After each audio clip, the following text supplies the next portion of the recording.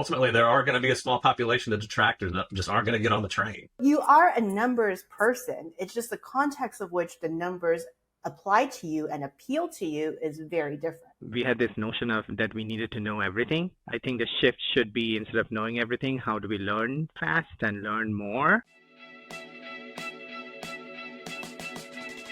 Hi, everyone, and welcome back to The Shift Show, the podcast that helps ambitious professionals navigate the changing world of work with clarity and confidence. I'm your host, Rachel Bourne, and today we are taking on one of the most misunderstood areas of the modern workplace, your personal tech and data proficiency. It is a space that I just continue to see people get intimidated.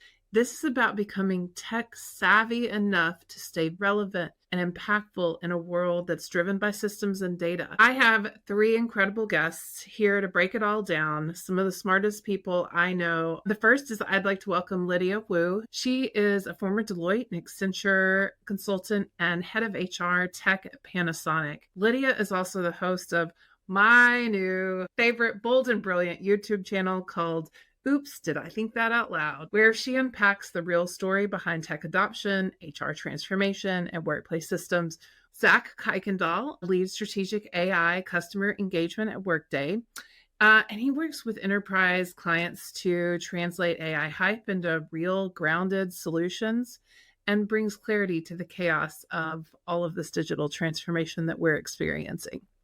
Jeet Roy, another old friend, is a data storyteller and former EY consultant. Jeet transforms analytics into compelling narratives through the lens of employee experience and ethical measurement. Hi, friends. Post-recording editing Rachel here. Sorry to pop in, but this episode was so rich that we decided to publish it in a two-part mini-series so that you could have time to process what a rich conversation. In this first part, we will look at two make or break skills, the tech adaptability, which is how do you learn the tools that are worth your time, and data literacy, turning numbers into a story that helps you get things done. So I will let you get back to the team, and thanks for listening and watching. So welcome to the Shift Show, you guys. I can't tell you how much I appreciate you being here. Hey. Thank you. Hello. Thanks for having us. So I'm going to start with a lightning round. What is one mindset shift that you believe professionals need to make today to stay future relevant? My big one is just like Google search became ubiquitous to kick off. I think like a ChatGPT or similar LLM experience should be your starting point for every interaction you have going forward, whether it's search or workflow or anything, like interacting with what I'm going to call agents, right? It's a personalized agent right now. This is the big thing for people that need to get adjusted to it. Just building on what Zach said, I think we had this notion of that we needed to know everything. I think the shift should be, instead of knowing everything, how do we learn fast and learn more? Because it's an AI world, right? So if you're going into conversations and you're trying to be that individual who knows a lot of different things, make AI your friend and learn how to use it in conversations and in your work. I think my bit would be building on top of what Zach and G just said, which is what got you here in the last 10, 20 years is not going to get you through the next 5 years. How you think about learning, how you think about work, how you think about what it means to be you in the world of technology, so to speak, is going to be so fundamentally different that it's almost like you need to have a whole different change-ready mindset. But above and beyond that, it's also having a sort of like an imaginative and creative mindset to kind of carve out that future for yourself. Yeah. So changing our behaviors and this curiosity and learning, I could not have teed that up better. In our second episode for the Shift Show, I laid out really a framework for skills that based on the research, right, I thought is where the industry is heading. So I laid these out kind of in a continuum and a framework so that it was how my brain could process it. And in this episode today, we're really focusing on between kind of your own self-management and then how you interface with technology systems. It's the tech and data proficiency space. It's the intersection of self and systems and the skills that really came out of that. It was your tech adaptability, data literacy, AI-informed decision-making, and really critical thinking, and how we as people are really building our skill set and frame around that. So I'm super excited to tackle that with you guys today. My first question is going to be for Lydia. You and I have been talking a lot about HR tech later. We will definitely link to your channel in our show notes. But when you're evaluating a new tool for your organization or yourself, what are your signals around, is it worth it?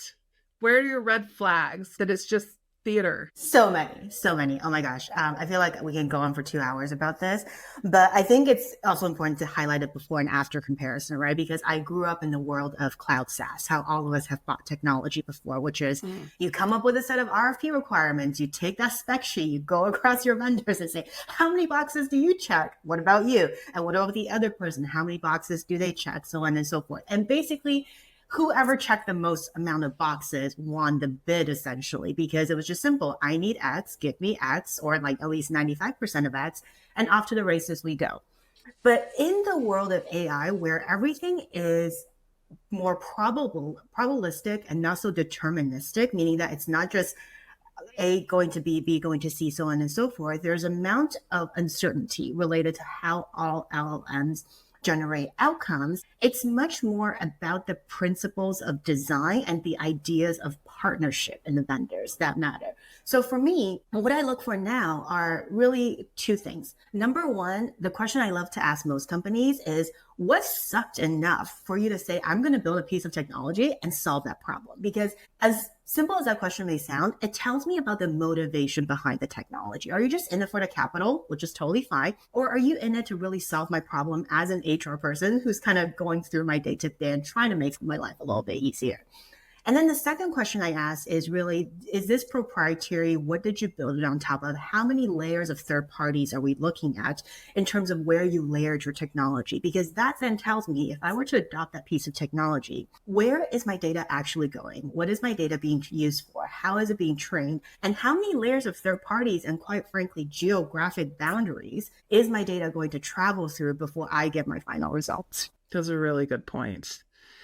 In terms of kind of building that too, I mean, there's so many things that are out there. Zach, one of the things you and I have kind of discussed in the past too is that adoption element and how people are able to assimilate and start using all of this new technology, right? All of you are really kind of talking about this like learning mindset too. There's a difference between I'm not a tech person, right? Or being tech averse and then just being tech exhausted, particularly when you're working with clients or even as we are thinking about it individually. How do you help people deal with that? And, do you advise on how people should drive their adoption approach differently? I think fundamentally, like there's now a negative connotation anytime you drop AI or agent advancement in rooms now. There's a perspective that like it's coming for your job, blah blah blah. I find that like starting with a positive mindset and not even using those words is probably the most helpful. And we really talk, especially at Workday, about values and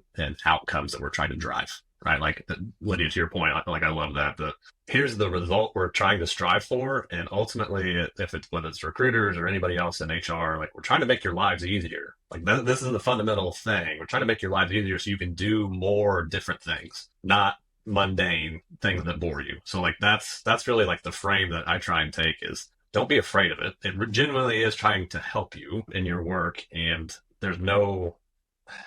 I think so long as you, like in our implementation cycles, we're very clear, like if you want to see these kinds of value prop and outcome executions, this is the messaging that you need to have with your teams to do it, right? And get everybody marching to that beat. And ultimately, there are going to be a small population of detractors that just aren't going to get on the train, right? You need to be prepared for that too. Do you have any recommendations just for people, and this is for all three of you, right? If you are kind of experiencing some of that self-doubt, right? And like, I'm afraid this AI really is going to come take my job. Do you have any recommendations for them? Make it your friend. If it's coming for you, if AI can do PowerPoints much quicker than you, can you use AI to make slides quicker than what somebody else can use that tool and come after, right? So if you make your adversity work for you, it would help you in many different ways. So it's the same being curious about things, right? If you have always used slides in a certain way, think of what is the different way that you can do those same things and can it be done quicker, faster, better? Yeah, I'm going to take more of a therapeutic approach to this because I was talking to an executive coach the other day and I was like, how many people are coming to you with this question? And she's like, you don't want to talk about how many people because there's way too many. But basically, her thing is, if there is that moment of doubt, don't just let it slide. Yes, work with it, but more importantly, sit with it because you have to figure out what part of your work or what part of your personal worth even are you so concerned about losing to technology, because only in realizing that can you actually go then deeper to really address that specific problem, because otherwise you're always going to be hovering at the surface level and Like everything is just emotionally going to feel a little, suppressing. exactly, everything's going to feel a little topsy-turvy. That's a really interesting, like, what about my reaction is really telling me what I need to do? I love that too. Jeet, some of the early data is really, and this has been pretty consistent for probably the last 18 months, is suggesting that women are not adopting AI at the same rate and pace that their male counterparts are. And it's across industries. The one space I saw was in tech. It was 1 or 2 basis points above male. But it was the only industry that women were really adopting at an equivalent or better pace. How do you personally learn new technologies quickly? And do you have a framework? How are you recommending that people kind of coach others through this? Great question. The context of what you just said, right? We have to really understand why the adoption rates are different, right? Is there a barrier to learning? Is there a level of healthy skepticism? It's the understanding of AI is coming after. What is it? What is that why? That would help us understand and mitigate those gaps, if you will. And in terms of kind of what would be the model or what would be the landscape, what I find really helpful, and this is in my experiences of consulting in many different organizations, is when you're jumping in, understand the landscape that you're going in. What is the problem you're trying to solve for? Ask that why. Ask those 5 whys, because you'll get to the bottom of it before you jump in and try to make a difference, right?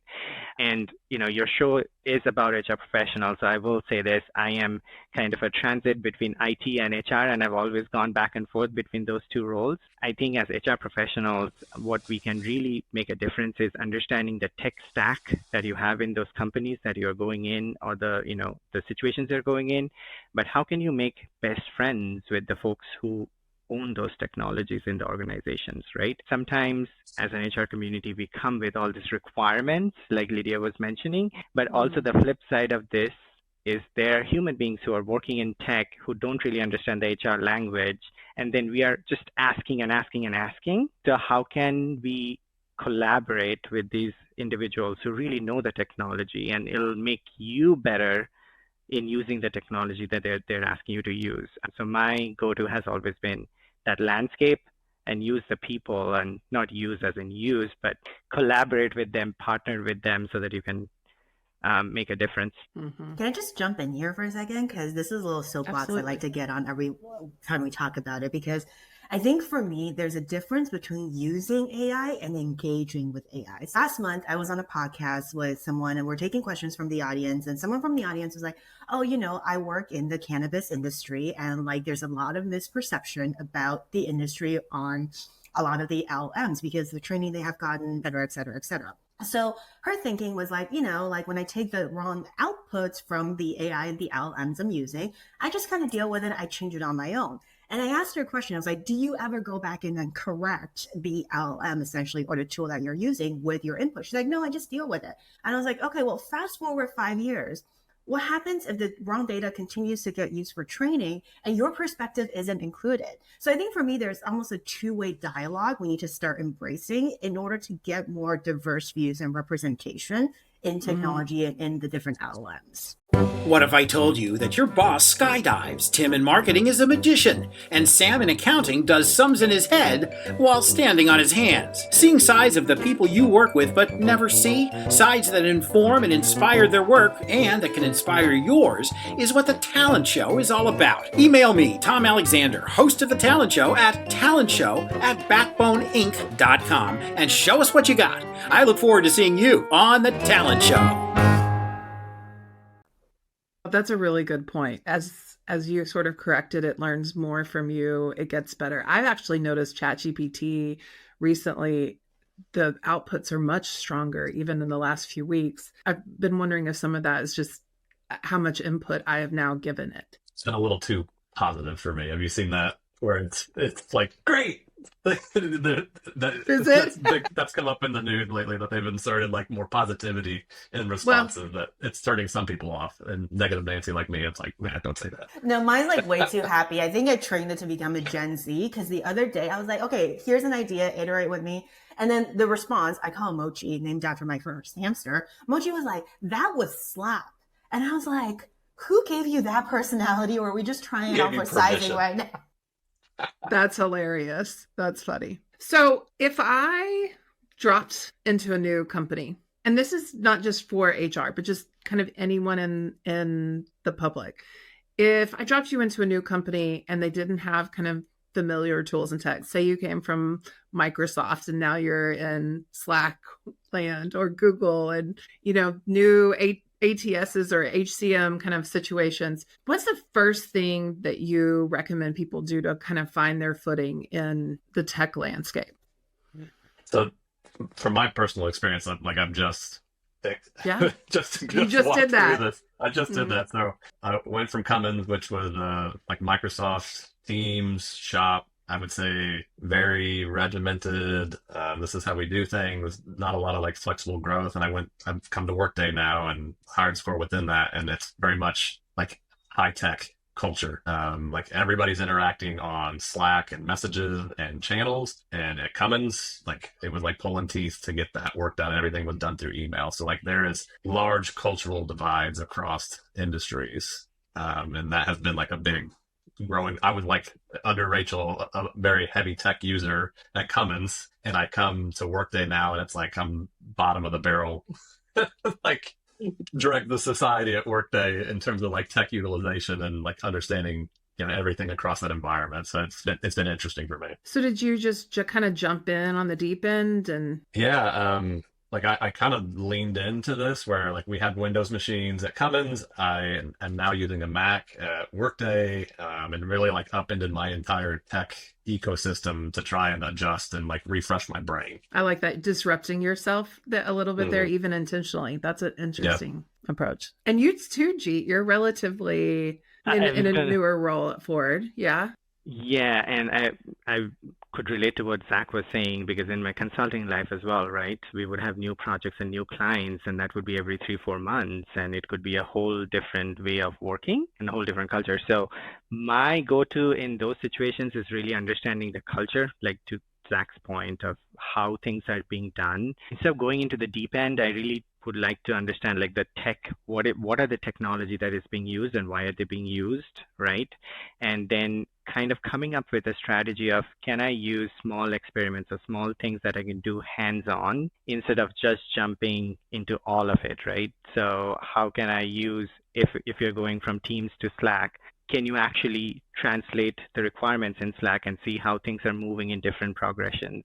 Start it small, start it with groups that you trust and who would, motivate you and get you to the next stage.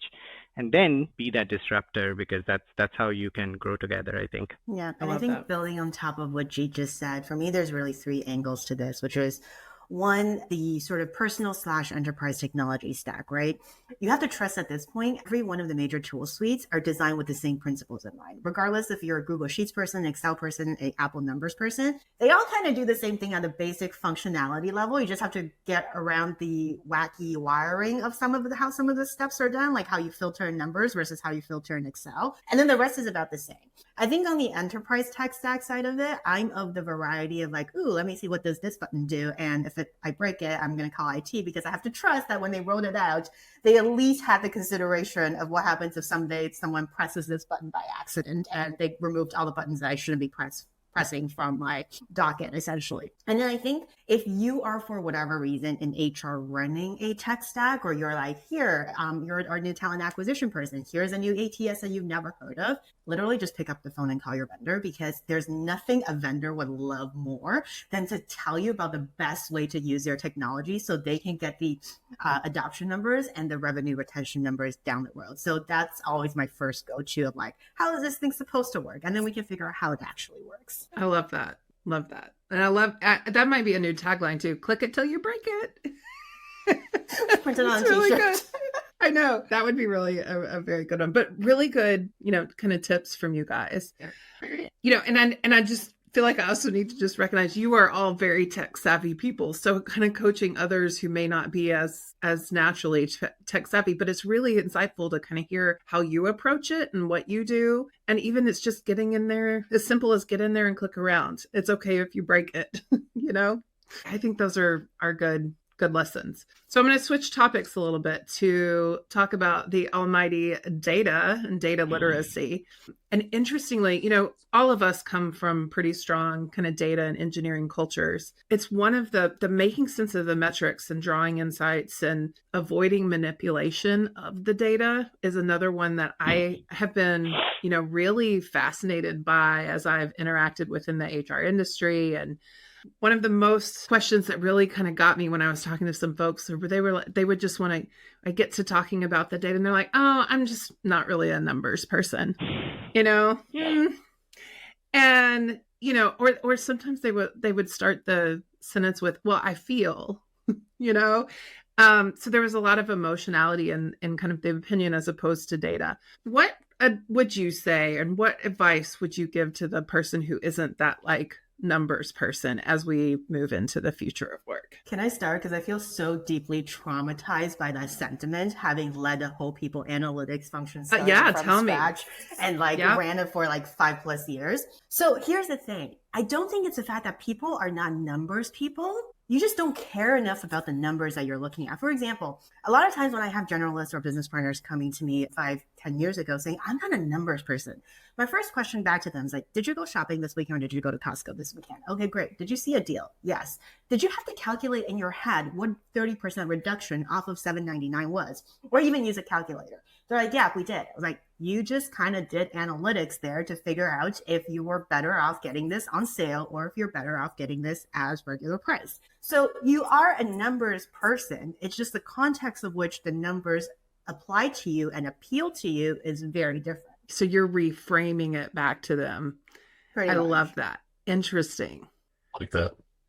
For me, I always couch it in do you want to read an op-ed or do you want to read the AP digest with the facts as best as it can be presented, right? So many people manipulate data or use data to tell a convincing story. You need to be able to say what's the truth in between the lines, right? Because everybody's coming at you with here's my position and here's why, and it's a narrative, and they're using or cherry picking data to do that. You need to be able to quantify, is that real? Does it pass the sniff test that we were talking about before? Right? That's a big one for me. If you are open to influence, then use data to push back against that. That's interesting. I could not agree more with both of you because I think a lot of times we come with the story versus letting the data tell the story, right? And then the cover becomes, I'm not a numbers person. This is where this is the story I want to tell. I think starting small really helps, right? So find those partners who are just like Lydia, my background is in people analytics. Find those folks who do the work, and how best can you partner with them to really tell the story that the data is telling, because that's when you make a true difference. Because if you're cherry picking and you're creating strategies, it might fly for a month, but it will not stick. It just wouldn't be supported, right? If you take that position of I'm not a numbers person, you're recusing yourself from making informed decisions from the start. That's unacceptable in this day and age. One of the weird things I've realized in all of my years working in people analytics, and Jeet, you might sort of feel this one, is if you want to bond with a room of people analytics people, the fastest way to trauma bond with them is to ask how many people has ever been asked to say, hey, can you make this number look prettier? And you will strike up conversations left, right, and center, I assure you. I hope I never asked you to do that, Jeet. No, it was a sniff test for me, Rachel. Maybe me. I was just smelling the numbers.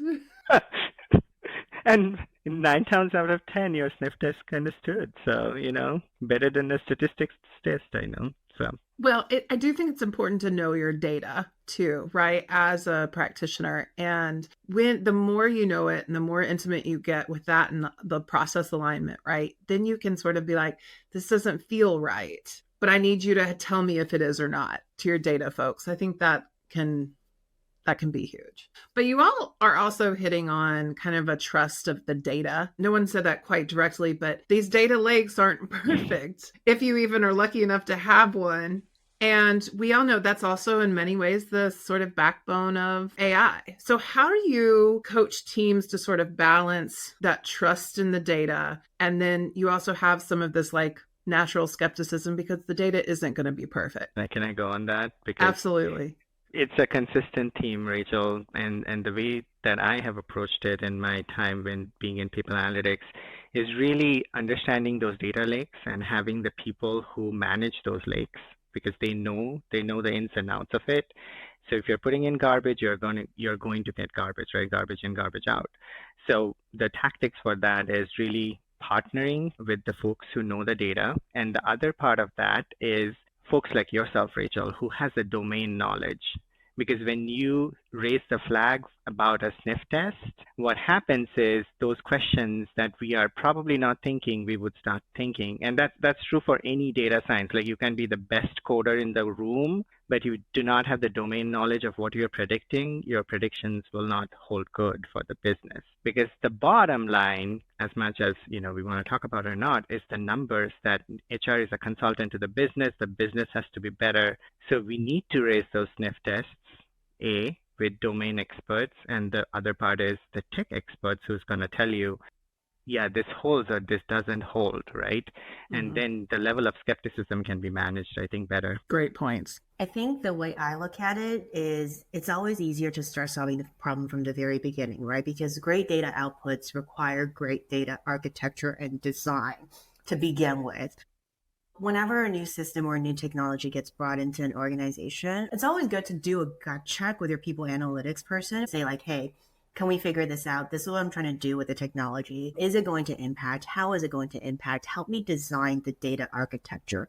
Because one of the stories that I've come across in my time is when I had a really talented talent acquisition leader look at me 3 years after an ATS was implemented and said to me, Lydia, I want to see the funnel statistics. I want to see where we're losing people in the talent funnel. Well, guess what happened? When we plugged in the ATS, we never did the data capturing at every stage of the funnel. So all I know is who came in and who came back out the other end. There's nothing in between that caught people in the different stages. So if the data doesn't exist, if it was never intentionally designed for, no matter the kind of magic wand you think your people analytics people might have, we're not going to make magic happen at the back end and make up a data story with data that doesn't exist. So I think there has to be some intentionality in designing, even as simple as asking yourself the question, 5 years from now, what is the biggest story I want to tell with my data? Start from there, and you'll at least be able to capture some useful stuff down the road. Well, that's interesting. So start with the end in mind as you kind of think through those systems. Lydia, I don't know if you were with me last week at Unleash. They were telling me they left a job because their manager always wanted them to remove the y-axis in their data.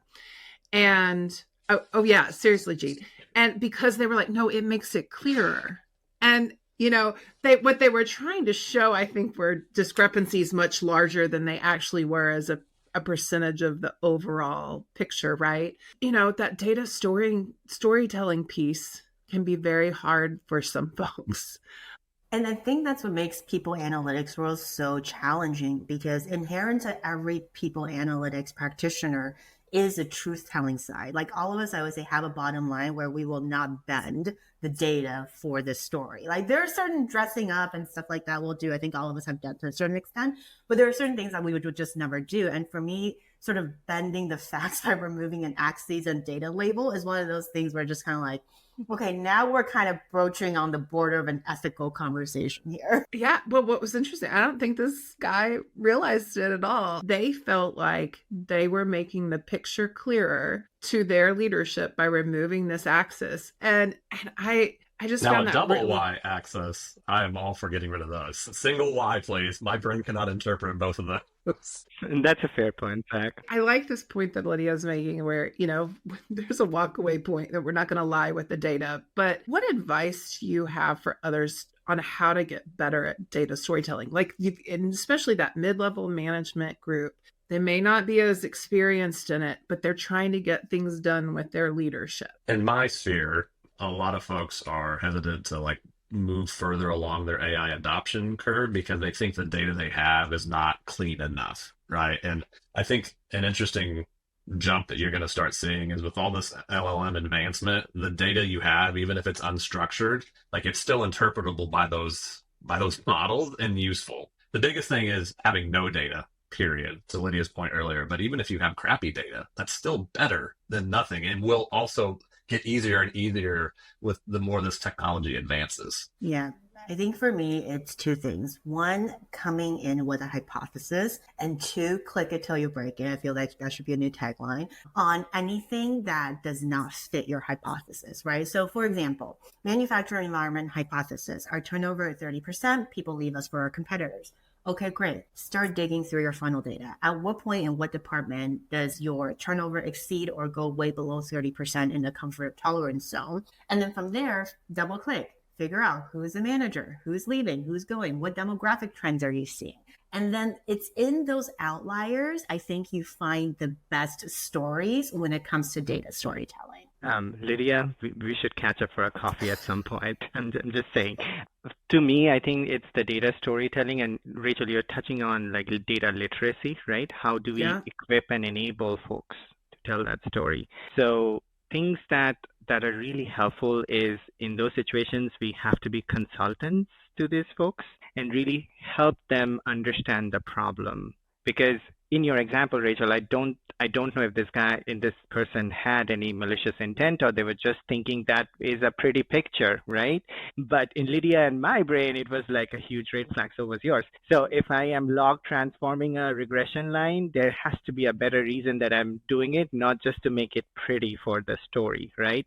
So how can you be a consultant in those situations and use the pointers that both of you said to tell the story and equip them? Because hopefully next time when they are looking at a problem, they'll start with that hypothesis. They'll start with that problem statement. Basically, it's a problem that you're trying to solve, right? And what is that problem? How can we solve it with data versus creating your own story because you think that's the story? Mm-hmm. Yeah.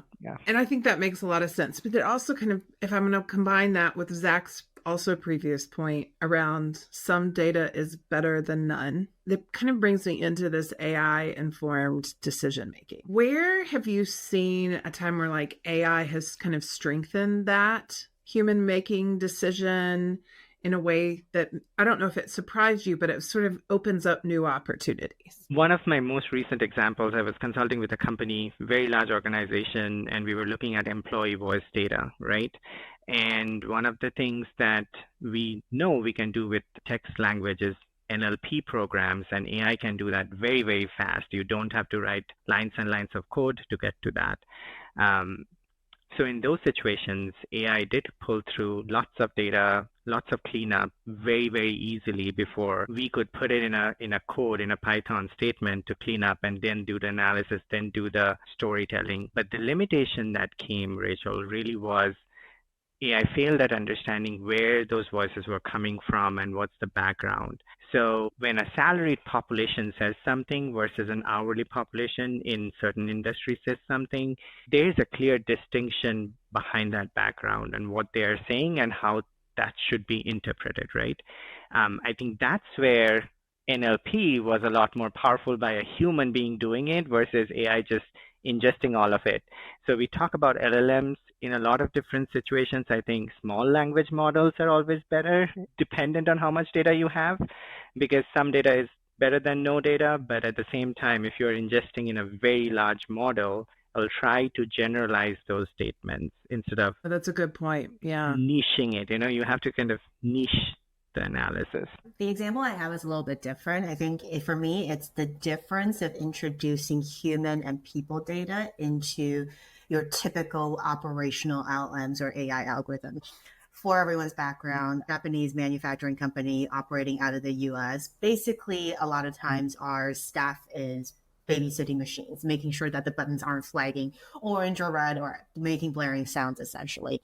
And the business has gotten really smart about making everything automated, using artificial intelligence to flag in a production process where they think the raw material input is a little bit off, where they think the defect rate is really high, where they think they need to pause a production line because of predicted volume or anything along those lines. However, one of the biggest challenges the HR department was facing is the fact that HR keeps on getting line managers coming to them to say, like, we're short staffed, like, I need more people, I need more people, I need more people. So of course, when you're kind of flying a little bit blind in the manufacturing environment, whatever the line manager, whatever the GM says effectively goes. And in that sense, when they come to you and say, we need more people, you better go and hire more people.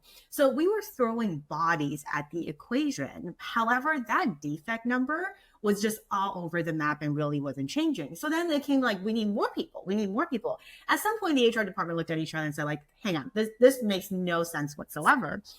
And we did a little bit of a analysis. And what we found out was that while the business was incredibly intelligent with how their material was being processed through the line, we weren't exactly being very smart about how many people we staffed on the line. So I think there is a huge human delta in sort of the world of machines. And we really need to look at the data set from two different angles. In my experience, especially we talked about, hiring algorithms, like probably one of my areas of expertise at this point.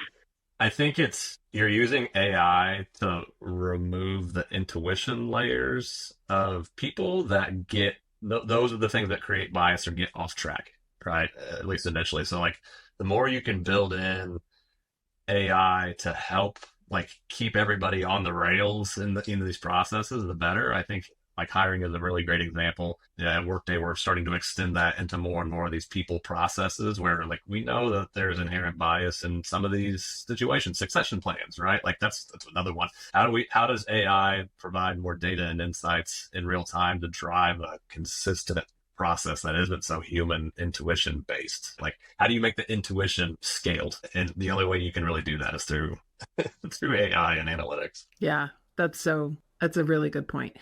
One of the things I've been reading a lot about on like Reddit and, recruiting hell, it's like my new favorite page to read for entertainment, is all the people who are like, okay, I figured out how to beat the bot. Mm.